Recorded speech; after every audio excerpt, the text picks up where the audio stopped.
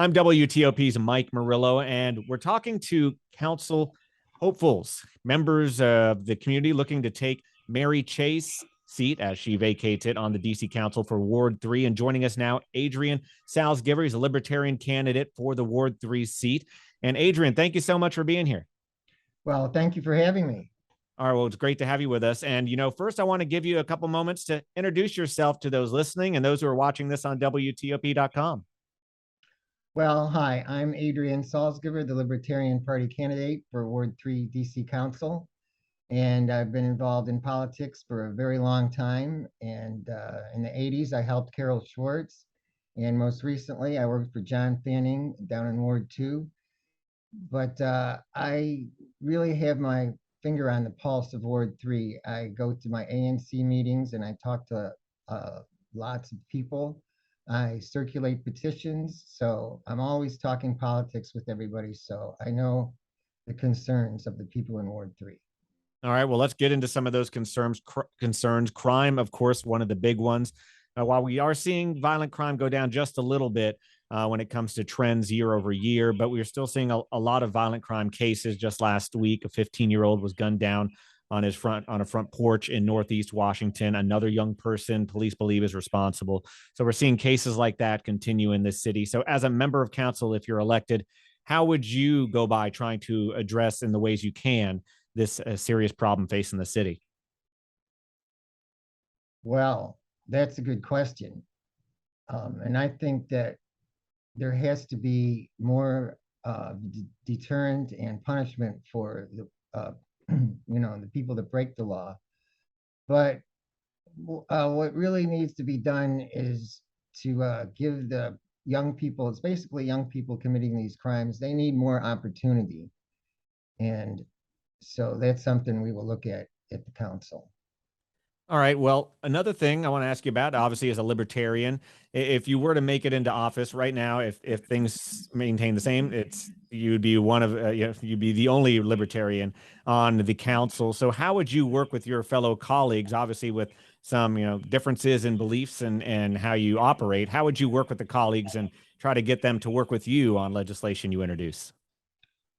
Well, I feel that even though I'm a libertarian, I'm pretty progressive, and I get along with the council members, and I think that they will enjoy working with me because I will bring like fresh ideas and a new way to look at things besides just through the Democratic lens. All right, I want to ask you a recent topic we saw was this report from the housing HUD on the DC Public Housing Authority. We saw words like unsanitary, unsafe used to describe DC public housing. Of course, there are a lot of units, a lot of buildings in the city that this authority oversees. As a member of council, what actions would you take? Obviously, some already being taken by current council members, but what actions would you like to see taken to address this serious problem? Well, if you're asking about public housing, what could be done that would be great is if they could offer the public housing units to the residents for sale, so that like eventually they would actually own the unit, and that way they could give it to their kids and they could fix it up themselves rather than just like depending on a government to like fix things for them. So Okay. that would be something that would be a little revolutionary, to actually have the people that are living in a public housing, give them the opportunity to actually own the unit. Okay, and there's been some discussion among some in office, some in the Bowser administration, and others about what to do with the vacant office buildings we're seeing in downtown Washington after the pandemic. Of course, a lot of people choosing to work from home, and not everybody's forcing their staff to come back into the office. So we're seeing a lot of vacant offices and some leases released, and companies saying, I don't need this space in downtown Washington anymore. So, some of the discussion has been, maybe do we repurpose some of these buildings to have, multi-use, so maybe people can live in them and work in them, that sort of thing. What would you like to see done, especially in those areas with commercial vacancy rates up a little bit? Well, the idea of, yeah, that would be good if we could repurpose some of these buildings so that people could live in them. Because they're just offices that are vacant. But that would really be up to the building owners and, the people involved. And I think, I guess the zoning has to be changed so that can be done. All right. And moving to the topic of the migrants being bused to Washington. I'm sure you've seen over recent months, we've seen a lot of buses full of people from southern states being brought to the White House, outside the White House and outside the vice president's mansion. Talk a bit about, as a member of council, if you're elected, how you would help the city address what's going on and your reaction to what's going on.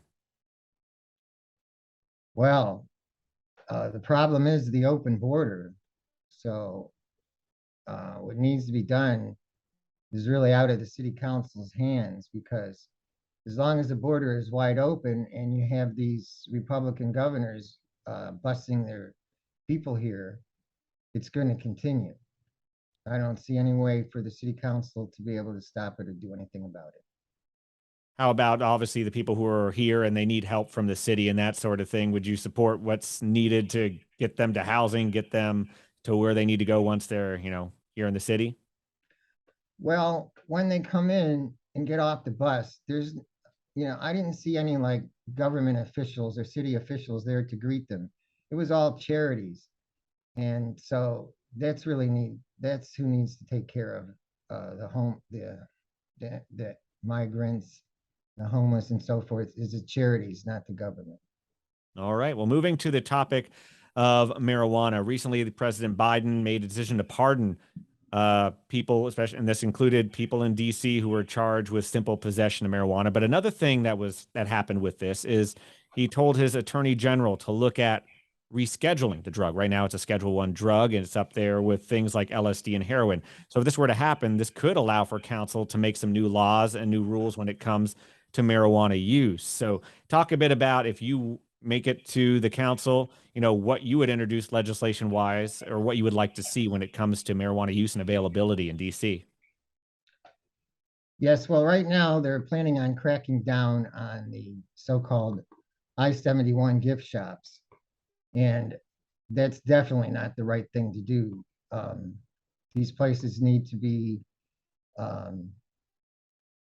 legalized, regulated, and not attacked and shut down. So we need to make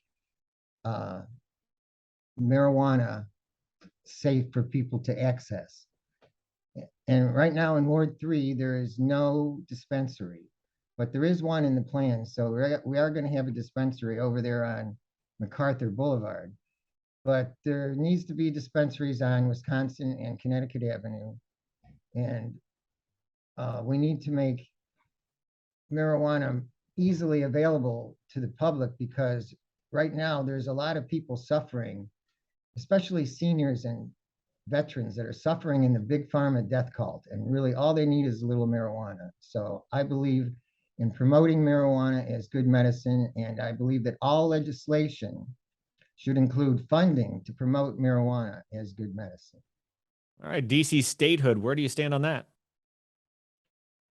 Well, as a libertarian, I'm against taxes.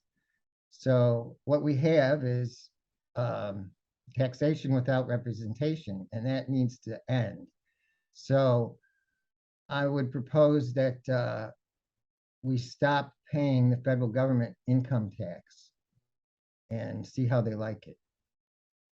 All right, and let's talk term limits. Back in 2001, DC did away with term limits. It was voted out after we had it for several years. Would you support term limits for DC elected officials and support any legislation as such if you were to make it into office? Yes, I would support term limits, because, I mean, look what happened with Jack Evans. He was in there forever, and the Washington Post covered up for him. They were complicit in all his shady activities. So if we had term limits, that would prevent some council members or government officials from staying in there forever and continue their corruption if there was any. So it was a good way to like get people out when, their time is over. All right. Well, obviously, if you were elected, you would be taking over someone who had the seat for 16 years, Councilmember Mary Che. So my final question is going to be, where would you guys be alike, and what is the biggest difference between you and Mary Che? Oh, well, I very much like Mary Che and um, as a person, but I really don't like many of the things that she's done, like allowing 12-year-olds to walk into the drugstore and get an injection. I mean, that's just, that's taking away the parents' rights. So I would be very careful, and I would adhere to the Constitution of the United States. And Mary is a tenured professor at Georgetown University, a constitutional law professor. And I don't think she's been following the Constitution. I would stick to the U.S. Constitution. All right. Well, Adrian, thank you so much for taking the time to talk to us. Well, thanks again for having me. All right. Adrian Salsgiver, a Libertarian candidate for DC's Ward 3 seat, joining us.